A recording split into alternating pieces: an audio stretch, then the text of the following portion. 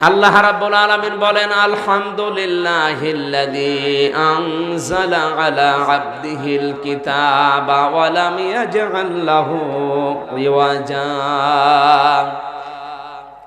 প্রশংসা সব ওই আল্লাহর জন্য, যিনি তার বান্দাকে কোরআন দিয়েছেন, কিতাব দিয়েছেন। কেমন কিতাব দিলেন? ওয়া লাম ইয়াজআল লাহু ইওয়াজা, যে কিতাবের ভেতরে কোনো গোপন কথা নেই। কোরআনের ভেতরে কোনো মারেফতের কথা আল্লাহ দেয়নি, যা দিয়েছেন সব ওপেন কথা। এই জন্যে সঠিকভাবে যদি কেউ কোরআনের কাছে আসতে পারে, কোরআন বোঝে, সে আর গোপন থাকতে চায় না। আপনি তাহলে পিটিয়েও গোপন রাখতে পারবেন না, সে ওপেন হতে চাইবে, কি হবে বলেন? হযরত ওমর যখন কোরআন শুনলেন, তিনি শিক্ষিত মানুষ ছিলেন, শোনার পরে তিনি বুঝে ফেলেছিলেন, ইন্নানি আনাল্লাহু লা ইলাহা ইল্লা আনা ফা'বুদনি ওয়া আকিমিস সালাতা লিযিকরি। সূরা তাহার 14 নম্বর আয়াত। হযরতে ওমর এই আয়াত পর্যন্ত কোরআনের সূরা তাহা পড়েছিলেন।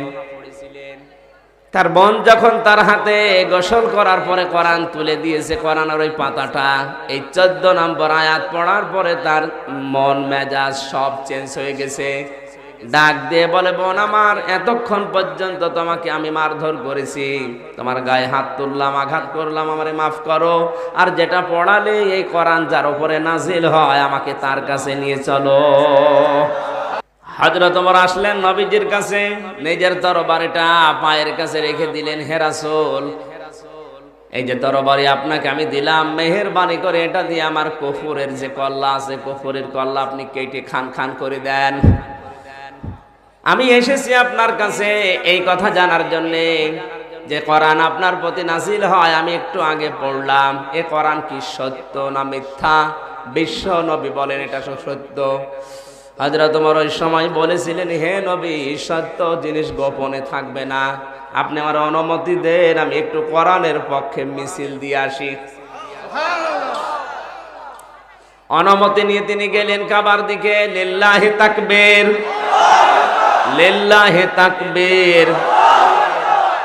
মক্কার কাফিরেরা চিন্তা করে অবস্থায় কাবা শরীফে আল্লাহু আকবার তাকবীর দেয় কে? জালানা দরজা দিয়ে মুখ বের করে দেখে মিছিলের সামনে হযরত ওমর। তাড়াতাড়ি জালানা দরজা বন্ধ করে বলছে, দরকার নেই, ওর সামনে গেলে মাথা থাকবে না।